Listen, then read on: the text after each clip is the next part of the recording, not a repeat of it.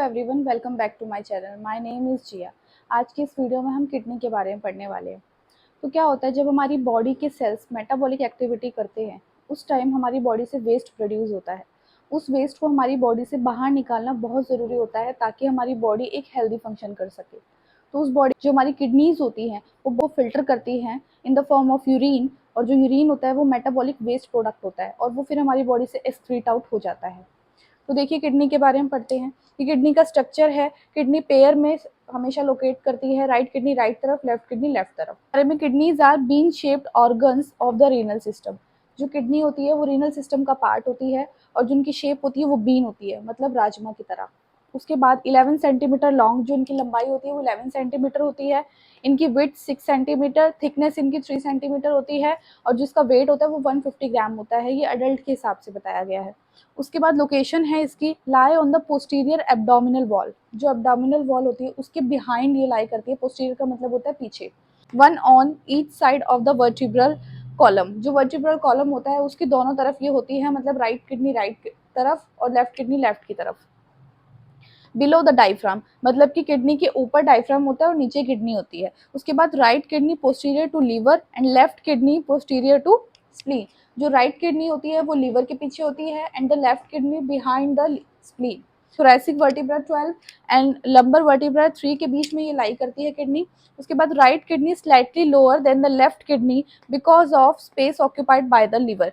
जो right kidney होती है वो स्लाइटली लोअर होती है लेफ्ट किडनी के कंपैरेटिवली, बिकॉज जो राइट किडनी होती है उसके ऊपर थोड़ा सा लीवर अपना स्पेस ऑक्यूपाई कर लेता है। जिस स्पेस के अंदर किडनी रहती है उस स्पेस को हम बोलते हैं रिट्रोपेरिटोनियल स्पेस। रिट्रो का मतलब होता है behind, that is behind peritoneum. उसके बाद किडनी के फंक्शंस देखें तो फॉर्मेशन ऑफ यूरिन। जो किडनी होती है वो यूरिन का फॉर्मेशन करती है। कैसे फॉर्मेशन करती है? ब्लड को फिल्टर करके, so through the blood filtration.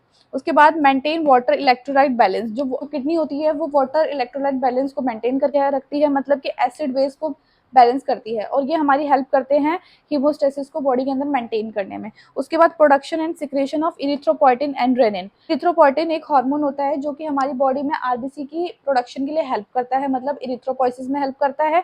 और जो रेनिन होता है वो एंजाइम होता है जो कि हमारी बॉडी के अंदर बीपी को रेगुलेट करता है। कोई किडनी है, यहाँ पर यूरिन फॉर्मेशन होता है और वो यूरेटर से होता हुआ यूरिन ब्लैडर में जाता है। यूरिन ब्लैडर में जो यूरिन होता है वो शॉर्ट टर्म के लिए यूरिन रहता है और फिर यूरेथ्रा से पास आउट हो जाता है। इस तरीके से जो यूरिन है वो किडनी में फॉर्म होकर यूरेथ्रा से बॉडी से आउट हो। अब देखिए ये ग्रॉस स्ट्रक्चर है किडनी का। अगर हम किडनी को कट करके देखें तो वो इस तरीके से दिखती है कुछ। जो किडनी होती है उसके अंदर लॉन्गिट्यूडनल सेक्शन होते हैं, हैज 3 एरियाज ऑफ टिश्यू। उसके बाद 3 एरियाज ऑफ लॉन्गिट्यूडनल सेक्शन होते हैं। पहला होता है आउटर फिब्रियस कैप्सूल जो कि सराउंडिंग करता है किडनी को। जो किडनी को ये सारा कैप्सूल सराउंड कर रहा है इसको हम बोलते हैं आउटर फिब्रस कैप्सूल। ये बहुत ज्यादा टफ होता है, इस वजह से किडनी को प्रोटेक्ट करता है। सेकंड है द कॉर्टेक्स जो कि रेडिश ब्राउन कलर का दिखता है। ये जो आप देख रहे हैं ये बीच में ये जो भी एरिया है ये कॉर्टेक्स है जो कि रेडिश ब्राउन कलर का दिखता है। और उसके बाद है इनर मेडुला पिरामिड्स। जो ये यहाँ पर है, ये जो इनर मेडुला पिरामिड्स होते हैं ये तीसरा होता है, ठीक है। उसके बाद है जो कॉर्टेक्स है और जो इनर मेडुला है वो दोनों आपस में मिलकर क्या करते हैं, take the shape of 18 corn shaped renal lobes. ये जो कॉर्न शेप्ड है रीनल लोब्स है ये 18 बनाते हैं। ये नेफ्रॉन्स। जो नेफ्रॉन होता है वो हमारी किडनी का फंक्शनल एंड स्ट्रक्चरल यूनिट होता है। तो nephron in urine producing functional structures of the kidney span the cortex medulla. जो कॉर्टेक्स मेडुला होता है वहाँ पे नेफ्रॉन्स होता है। या पिरामिड जो होता है वो पेल कलर का होता है, कॉनिकल शेप का होता है और उसकी शेप क्या होती है, स्ट्रिएशंस टाइप की होती है। जैसे कि ये स्ट्रिप्स दिख रही है ना आपको, तो ये स्ट्रिप किस तरीके से होता है इसलिए उसको स्ट्रिएशंस कहते हैं। तो ये पिरामिड होता है, ठीक है, ट्यूबल से बना होता है वो। उसके बाद हीलम देखे तो कनकेव बॉर्डर होता है। ये जो हीलम होता है वो कनकेव बॉर्डर होता है। देखिए हर एक किडनी के पास यहाँ पे हीलम है, यहाँ पर भी हीलम है, यहाँ पर भी हीलम है। ये कनकेव बॉर्डर होता है। रीनल आर्टरी एंटर्स, यहाँ से रीनल आर्टरी एंटर करती है और रीनल वेन भी एंट्री करती है। और जो यूरेटर होता है वो बाहर की तरफ निकल रहा होता है, ये यूरेटर है। तो हीलम एक बेसिकली ऐसी जगह है जहाँ पर कुछ चीजें एंटर करेंगी, कुछ चीजें बाहर जाएंगी साथ के साथ, तो उसको हम हीलम कहते हैं। उसके बाद देखिए यूरिन का फॉर्मेशन कैसे होता है और वो एक्सक्रीट आउट कैसे होता है। देखिए जो यूरिन होता है वो कॉर्टेक्स में फॉर्म्ड होता है और पास होता है रीनल पेपिला के थ्रू।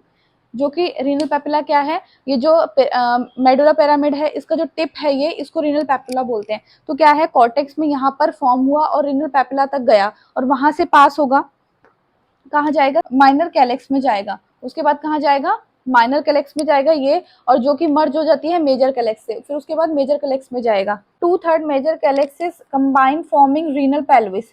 फिर क्या होता है, जो 2-3 मेजर कैलेक्सिस होती हैं वो आपस में कंबाइन होके बनाती है रीनल पेल्विस में, और फिर वहां पर यूरिन चला जाता है मेजर कैलेक्स से, रीनल पेल्विस के अंदर यूरिन जाता है, और उसके बाद वो मर्ज होता है यूरेटर में, यूरेटर में मर्ज हो जाता है, उसके बाद यूरिनरी ब्लैडर में जाता है, यूरिनरी ब्लैडर से यूरेथ्रा में जाता है, और फिर वहां से एक्सक्रीट आउट हो जाता है। इस तरीके से जो यूरिन होता है वो हमारी बॉडी से एक्सक्रीट आउट हो जाता है। एक होता है रीनल आर्टरी और एक होता है रीनल वेन्स। तो उनमें से अलग अलग तरीके से जो ब्लड होता है वो ड्रेन होता है। देखिए, जो renal artery left and right branches of the abdominal aorta, जो एब्डोमिनल अयोर्टा होता है वहां से कनेक्टेड होती है।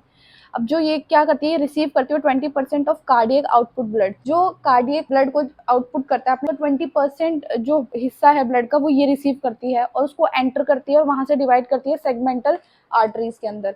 वहां से वो डिवाइडेड हो जाती है इंटरलोबर आर्टरीज में, और उसके बाद वो सप्लाई होगी इंटरलोबुलर आर्टरीज। उसके बाद वो अफेरेंट एट्रियोल्स में जाती है, और वहां से ट्यूबल्स में जाएगी, और उसके बाद कलेक्टिंग डक्ट्स में जाएगी। उसके बाद वहां से वो फिल्टर होना शुरू हो जाती है। इस तरीके से यूरिन का फॉर्मेशन वहां से स्टार्ट हो जाता है। उसके बाद है वेनस ड्रेनेज। जो वेनस ड्रेनेज होता है उसमें क्या होता है, जो रीनल वेन्स होती है at merge into inferior vena cava.